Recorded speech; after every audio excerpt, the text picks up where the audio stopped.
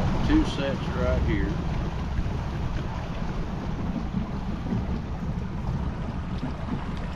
And I don't see a trap on that one. 330 still set, or 2. It's still set. The Still Connor set, so we've got something, either something in there or he just drove the trap.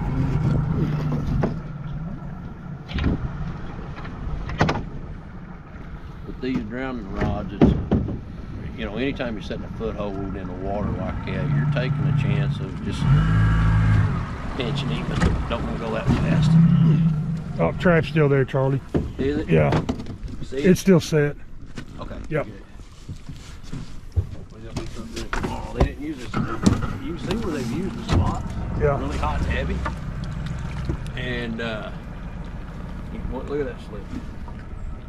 But it's I don't know, it's really weird. Like I said, you can set these sets and you won't catch nothing one night, and the next night you'll have a ton of critters. Got one more right down here.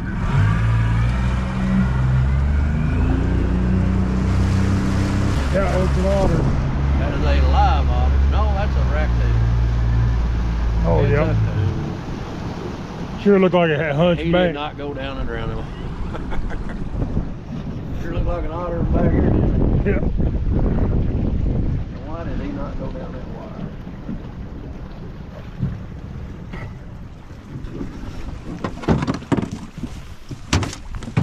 Oh. That's the only problem you're going to have in here is you're going to catch coons.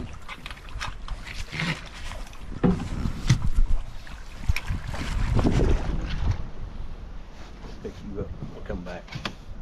I didn't bring a 22. We'll pick him up when we come back. I'm gonna tell you, coons are notorious for not going down the wire. I have caught them dudes. We'll come back in here and pick him up here.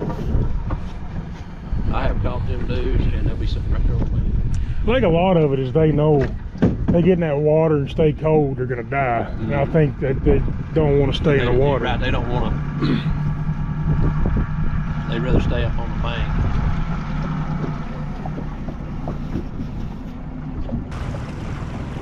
Stick, that don't mean that that time the sticks have been there and trap gone. You see where they're going up right here? Yeah. I do not see the trap. Nope, I see it. I see it, it's there. The trap's right there, you see where they're going right Oh, there, yeah. going up. Yeah. Put that log up there to slow them down right there. We were talking about that earlier, how fast and quick the otter's movement is. Oh yeah, man, you'll see them out here on this river. If it was really cloudy today, we would probably see some. They'll come out in the daytime. This river's crazy. I mean, I was really shocked we didn't see a mink running down the bank.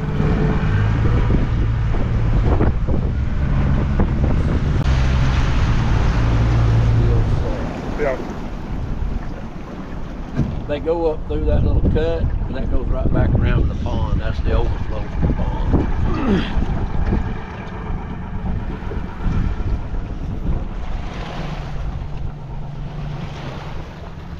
There's a little crawl out right there with the water right there. Yeah, see that crawl Yep. up right there? That's where you want to hang about a 4.5 to 5 inch snare. Catch otter in them little grassy trees. Made 2 sets right here yesterday. One of them got sent, one of them don't. We'll see what happens.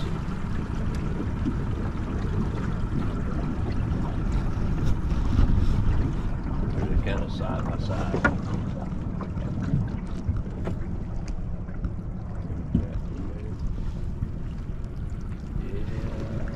I'm not seeing it.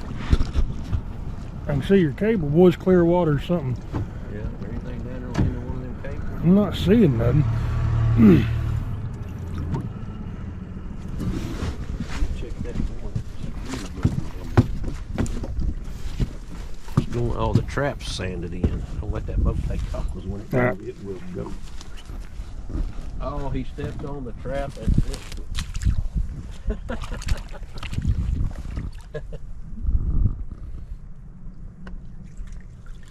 Got it in that sand, deep in that sand. The only thing about this river, sometimes they'll silt in like that, even overnight. But look here at the otter tracks. Mm-hmm. Crazy how many otter tracks are going up through there.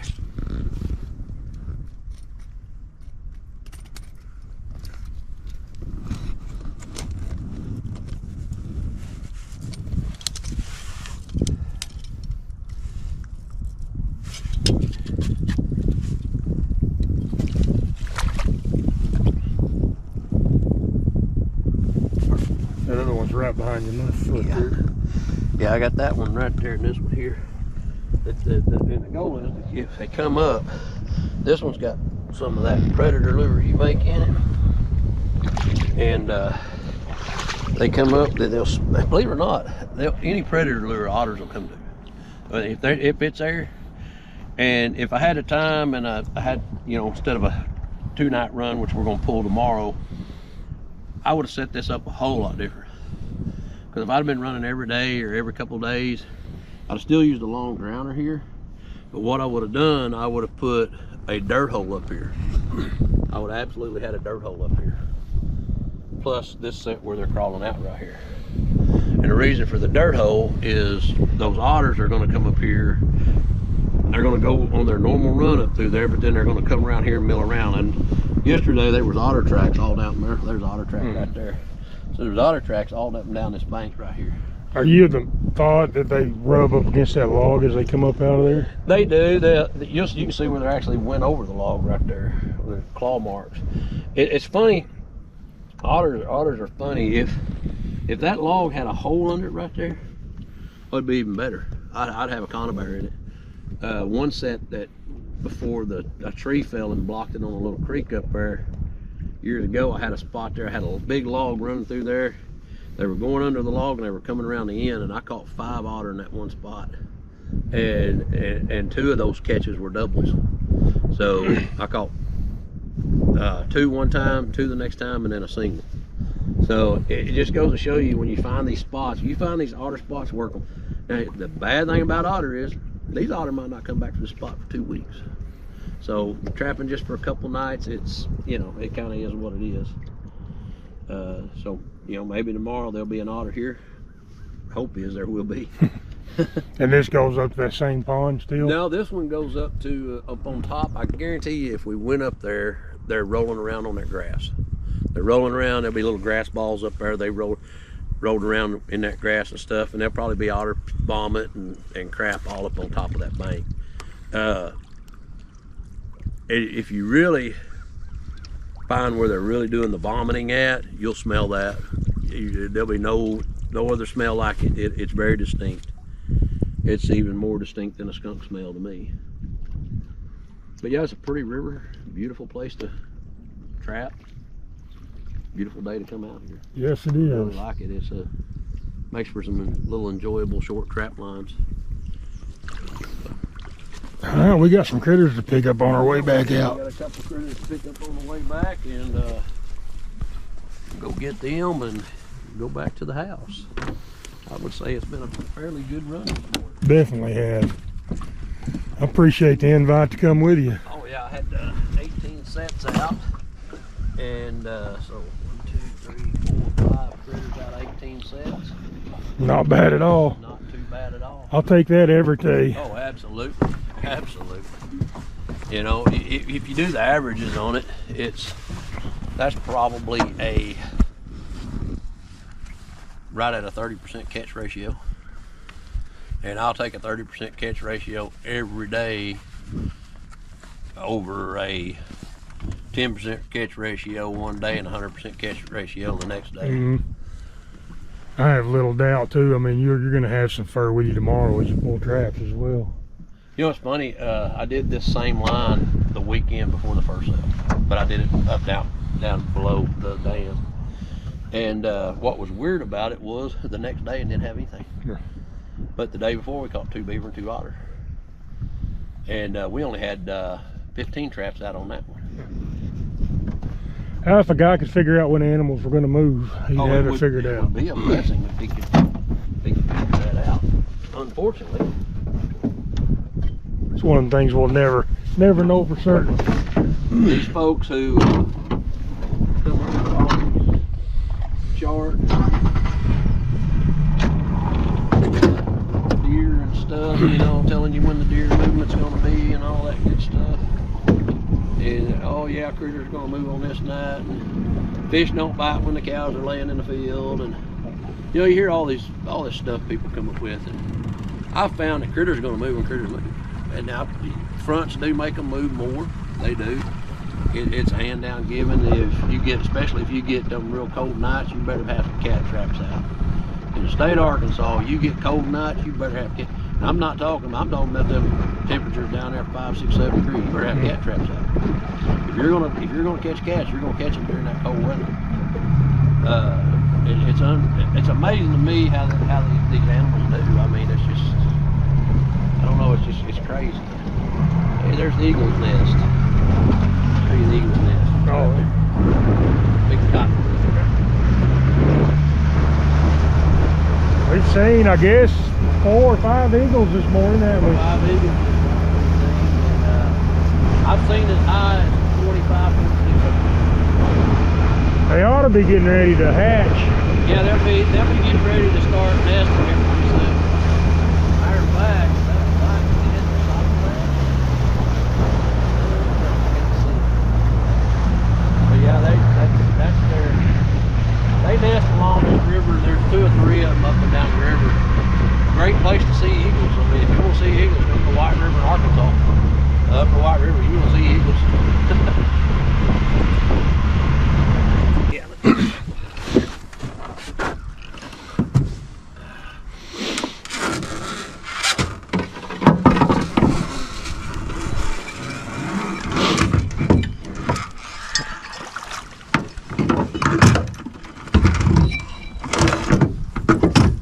Not a very big coon, is he?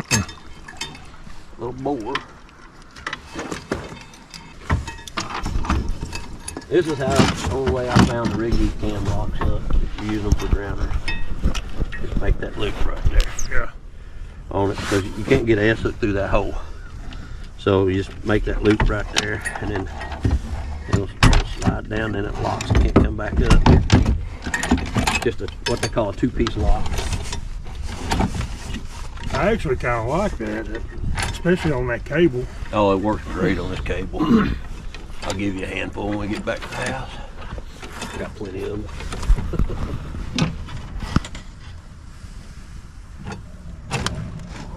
Whoa. If you notice, I'm not stepping out of the boat here. The reason being is because of the way this drops off.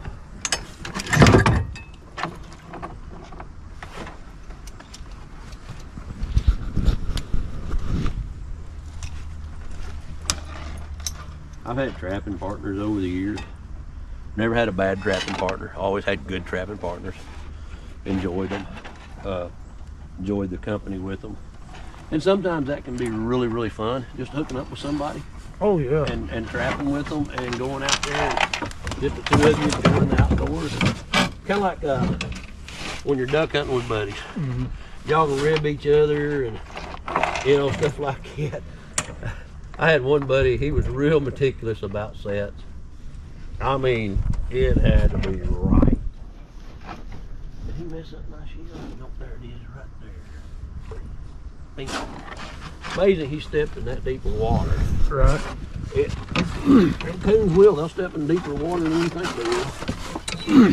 This one's a little lighter. You notice the 2 pieces welded onto it. Bingo. That's all we're going to do now. I'm actually going to do a remake here, just so you can see it. Leave these right here. It should stay.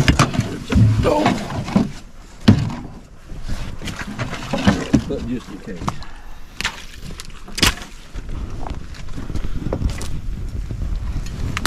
Ouch.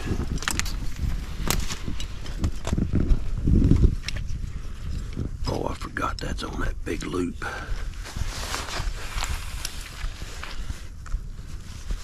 Let me get another.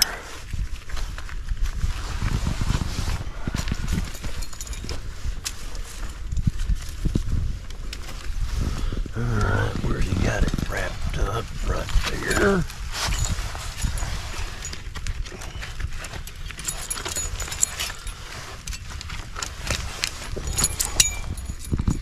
And there's the snare. You can tell that cable's not kinked up too bad. He didn't fight it too much. So, there it is.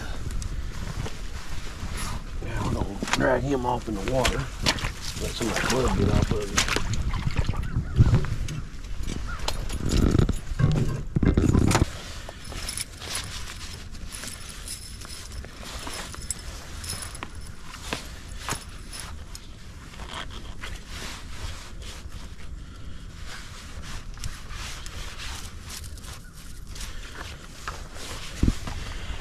One thing about snaring, always make you up extension cables. They'll be your friend. And make them up in various lengths.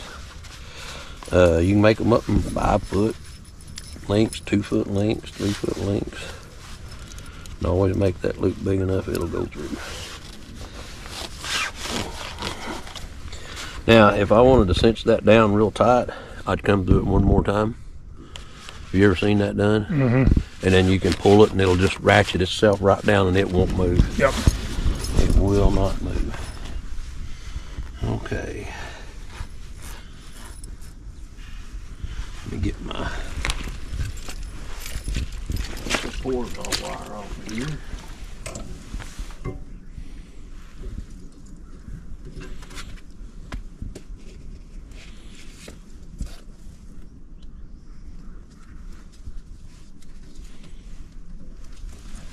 Oh, this is just a piece of 14 gauge wire. You'll see guys that'll use the 9 wire, and I do use the 9 if I'm putting it sometimes in these. This one actually would work with the 14 in it, but I'm gonna go that way. Now, beaver loops. I like my loops about like this right here. It's about as big as I want one for a beaver. I don't want it any bigger than that. We're going to do this right here. I'll show how to do this instead of using that plastic sleeve. I've got a little crink on there. You can kind of see it there. And what you do is take that snare. Now, I always go the wrong way the first time, but we're going to see if we can do it without going wrong. You hang it in there just like that. Get it to your loop size you want, and just give it a little pinch. That'll hold it. So now I've got my loop size set and I've got everything where I want it. So now we're going to do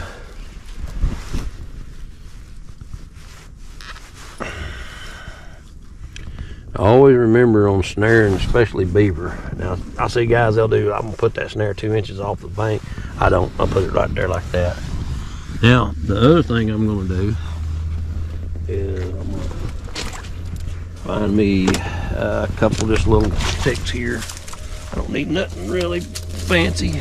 Just on these steep slides, I found this helps a lot right here. To just put a little stick in there at that angle, and a little stick in here at this angle, and what that does is that keeps the loop from falling.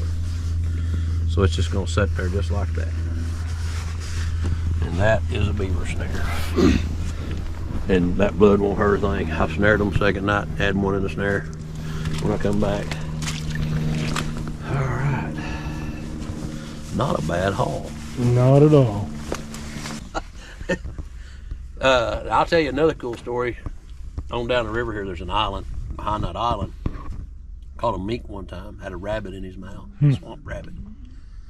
And he went down a drowning wire and never let go of it. Wow.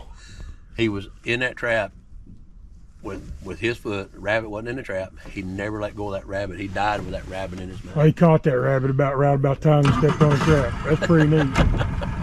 So some of the fun stuff, some of the stuff you see, and you, to me, you'll see more trapping than you will deer hunting. Oh yeah, I've seen some cool stuff deer hunting. I've seen some cool stuff rabbit hunting, duck hunting, squirrel hunting, even at night coon hunting. But you see more cool stuff trapping, especially, I think, because it makes you pay more attention.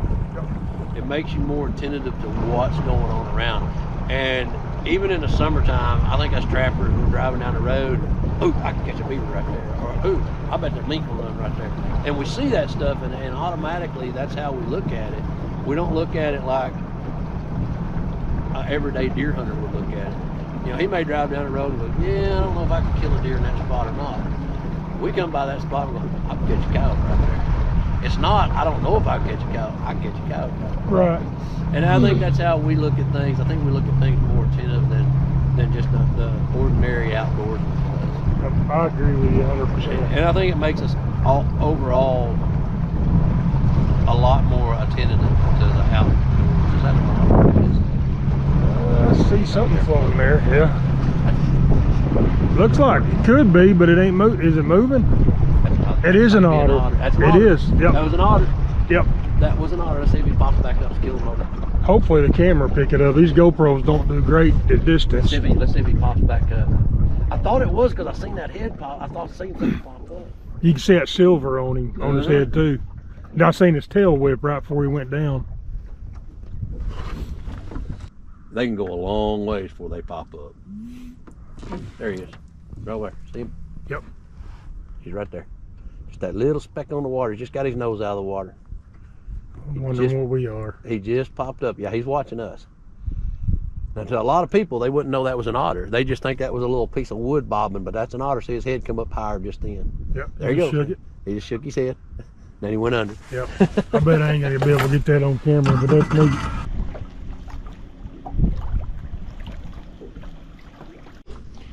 Kick the camera on, show you guys this little carrier Charlie you got made up here for them beaver. Pretty handy. What I did, I just cut the ends of it off about that much on each end, just where it have a good grip.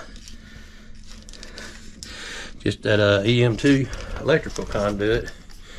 That's all it is. About to make a perfect grip there. It's the way it's curved. It works perfect.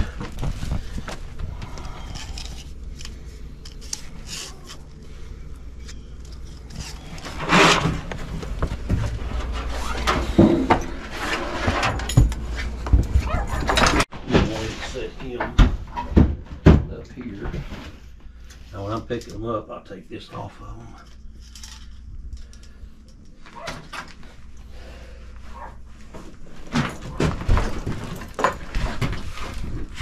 Yeah, I'm gonna show y'all something. Maybe these little feet.